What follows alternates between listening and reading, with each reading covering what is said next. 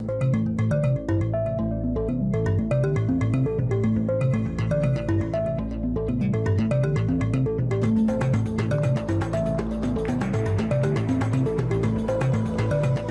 rest of the news, more bad news coming from the crippled Fukushima nuclear plant in Japan. While speaking to Swiss lawmakers last month, Japan's former ambassador to Switzerland, Mitsui Murata, warned that if the building housing reactor 4 at that plant at Fukushima were to collapse, as many officials fear might happen, it would lead to a global catastrophe like the world has never seen before. As reader-supported news reports, a former official with the U.S. Department of Energy commented on the consequences of a building collapse around reactor 4, saying, if an earthquake or other event were to cause this pool to drain, this could result in a catastrophic radiological fire involving nearly 10 times the amount of cesium-137 released by the Chernobyl accident. And if that fire were to consume the thousands of other radioactive spent fuel rods at the Fukushima plant, then the radiological event could be 85 times greater than the Chernobyl disaster. So just how dangerous is the situation still at the Fukushima plant, and what are the consequences for the United States? Kevin Camps is back. He's the nuclear waste watchdog at Beyond Nuclear. Kevin, welcome back. Thank you, Tom. Great to have you. First of all, we were talking before we went on the air, and I learned something. I thought I knew a lot about nuclear waste and power. You said that nuclear fuel, before it's been run through a reactor, is not so dangerous as afterwards. Well, that's true. Once nuclear fuel goes into a reactor and is irradiated and uranium atoms are split, it's 1,000,000 times more radioactive than when it went in as fresh fuel. Even when it's fresh fuel, it's radioactive, it's a toxic heavy metal, it is a very dangerous material. And so they actually wear radiation suits and gloves and the works, but they can work with it with their hands. But once it's irradiated in a reactor core, it's giving off deadly doses of gamma radiation in a matter of seconds if it's just out of the reactor, if you're at close range with no shielding. It's a very deadly material, and it stays that way for 1,000,000 years, given the long-lasting radioisotopes. Wow. So in their infinite wisdom, General Electric designed, correct me if I'm wrong on any of this, designed these reactors, or at least some of them, unit 4, Unit 3, Unit 4, to have their nuclear waste stored in the ceiling, right?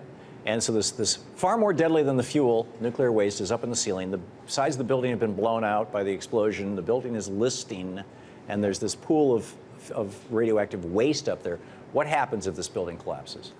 Well, it would be a global catastrophe. Certainly for Japan, it would be very devastating. It would be a larger radioactivity release than what's already happened there.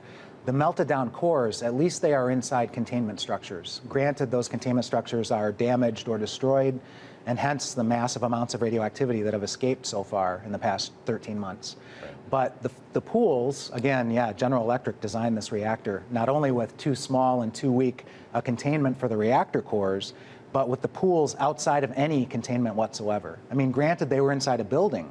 That's called the reactor building, a secondary containment. But the hydrogen explosions at units 1, 3, and 4 completely destroyed those outer buildings. And these pools are now open air. So if there's a fire in the Unit 4 pool, if it collapses completely, if the bottom drops out, and they have steel jacks under there now, trying to keep the floor from falling out on this pool, in a couple of hours, that fuel would be on fire, releasing up to 100% of its cesium-137 directly into the environment. And compare that to Chernobyl? Well, as Robert Alvarez said, in the Unit 4 pool alone, there's 10 times the cesium that was released by Chernobyl. The entire site of Fukushima Daiichi, just in the pools, and there are 7 pools, one each at each reactor unit, plus a common pool, which is the mother load. If you add them all up, it's 85 times the cesium that was released at Chernobyl. And that common pool with the most waste of all at the site is 50 meters away, 50 yards away from Unit 4. If Unit 4, a fire could jump. If Unit 4 goes up in flames, that site is going to have to be abandoned, because now it's a deadly radioactive zone. You would get a fatal dose in seconds or minutes. Nobody could go there, and you couldn't mitigate the accident. All those pools would likely go up in flames. Are there any nuclear reactors in the United States where they store the waste in the ceiling? We have 24 such units here in the United States. They're 24 where they've got the radioactive waste in the ceiling? They're Mark 1s, just like Fukushima Daiichi. One of them has been shut down since 1997. The waste is still in the pool to save money on dry cask storage. Holy cow. Is Vermont Yankee one of those? Vermont Yankee is a Mark 1, so is Pilgrim near Boston, so is Fermi 2 near Detroit. These Mark 1s are near our biggest cities. They're the oldest reactors in the country. They have much more waste in their pools than any of the pools at Fukushima Daiichi. So if you lose primary grid power, if you lose emergency backup diesels at our Mark 1s, it's a matter of time. At Fermi 2, it would take 4 hours and 12 minutes before the pool starts to boil. And then maybe some days, but that's what happened at Fukushima Daiichi. Right.